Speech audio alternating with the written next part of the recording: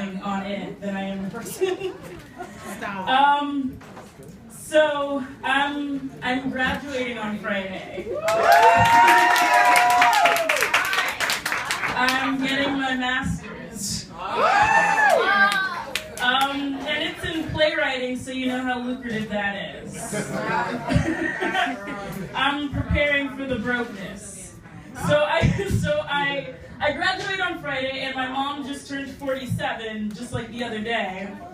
And I get a text from her and my brother at like similar times. And she's just like, oh yeah, it's my birthday, I'm gonna go turn up with my boyfriend. And I was just like, all right, Mom.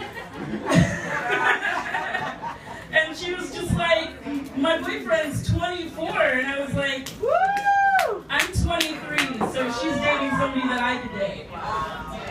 And then I get a text from my brother, and my brother's like, hey, my mom's here at the club, this club that I used to hang out at when I lived in Georgia. And she's just like, and I'm the designated driver. Mom and her boyfriend are turning up. My brother's 21.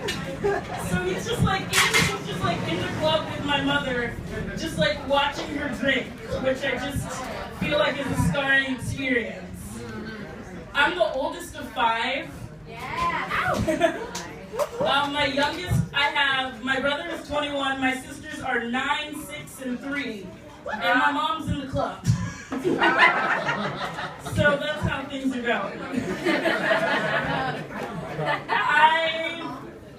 I recently had a very traumatic thing happen to me. I got stuck under my bed by my ass. So I was trying to get in there, and then my ass hit, and then I just stopped, and I was just like, am I gonna die under this bed? I just don't want to go out like this, and I didn't have my phone, and I was trying to get my glasses. I was just looking for my glasses. I was having a Velma day because I hadn't seen them all day, and I was just like, these glasses cost $400. I cannot afford to have new glasses. I'm gonna have to get a monocle with half glasses, which actually works for me because I'm like, here's the wonderful part. I'm like half blind, so I can't see in one of my eyes. So I'm like down there and I can't see, and I'm looking for my glasses, and I'm stuck under the bed, and I panic, and then I like move. So I finally get back from under the bed, but like I move the bed like several inches. So I get out of this bed, and like I still don't know what my glasses are. So of course I get on Twitter because like somebody on Twitter can help me find my glasses. And I'm just like, and I take my cane out because I do have the cane. And so I'm just like on Twitter, and I'm just like, I can't find my glasses. I'm just poking around shit with my cane, and maybe I'm gonna be able to find them.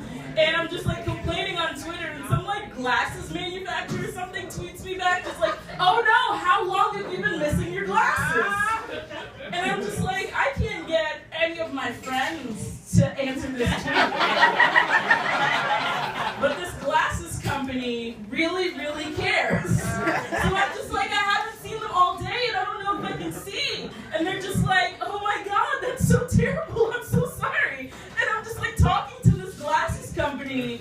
And it reminds me, this happens to me on Twitter all the time. Like, I'll like tweet like, I'm sad, and then like a bot comes back and it's just like, oh no, why are you sad? And I'm just having very deep conversations with these people that I'm not sure are real, or just like some intern that's just bored and doesn't have anything better to do. So I finally do find my glasses, and like, of course they're in my purse because I'm way older inside my head. And like, my ex is texting me later, and he's just like, oh yeah, I heard that you were like stuck under the bed, and it made me wish that I was there. Why? Why? It's just such a weird thing to say, oh, I wish I was there. And I was just like you used to live with me, and you didn't do shit when you were here. So I'm very confused as to what you do. But you probably just watch me and just like, oh, looks like there's a situation. Points. I don't know what you're gonna do. Like, this is a person that I was engaged to, because I'm from Georgia where you get married very early. So I was engaged to this dude who working, but what he is doing is reading philosophy all day.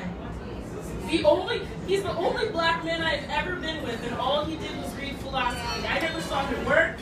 I never saw him do anything, but he would like send me like long text messages like talking about like mortality and shit. And I just wanted to be like, you know, jobs are cool. Like, you know how we would die if, we lose, we're poor. If we're poor, we die. That's mortality. We're living in this apartment and you haven't given me any money. And like, your dick can only go so far. So it's just weird. And like, while I was thinking about him and I was thinking about the bed, and then I remembered that I put together that bed. He just kind of sat there as I handed him things and didn't know what to do. So it's just like, what could he have done? I have finally decided that like I'm gonna stop dating for a while and I'm going to embrace what I call the whole life. Woo!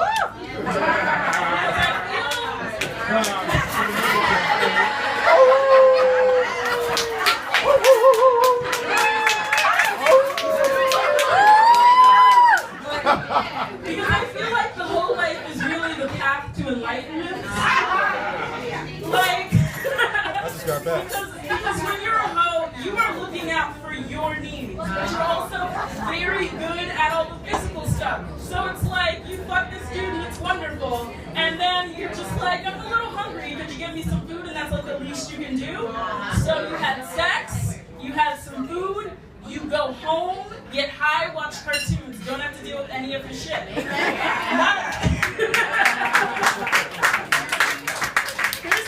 There's this white guy named Dave that I fuck once a week. Good old Dave, huh? And I'm just like, and Dave is very nice. Dave has this fly-ass vaporizer. And like, he has a king-size bed. I get a good night's sleep, and then I go home. And I go home, and then all of a sudden I can write. I'm telling you, this is the path to enlightenment. Those have got it figured out. And honestly, hoes are taking it for the team all the time. You have no idea, like, what kind of dudes that I've had sex with. I'm taking one for the team all day, every day. And it's beautiful. And I'm fine with it. Because I don't have to hear their problems. Like, a lot of people worry about, like, guys cheating. My issue with men is that they always seem to have all of these mommy issues that I am here to solve. And I am just tired of it. like, they're just like, oh, I know, I feel like I'm a loser, and like, my mom never supported me, and I'm just like, I'm sorry. Like, my mom never supported me either, but I made it here. I got as far away from Georgia as humanly possible, and I didn't need to, like, cry during sex to get there.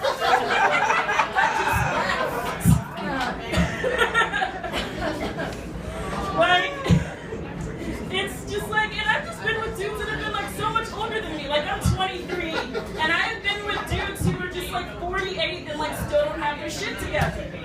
I'm gonna wrap it up. Okay. I was like, isn't there? Okay. I once slept with this like 48-year-old dude from like Minneapolis or something. He made guitars or something. We had one night of sex.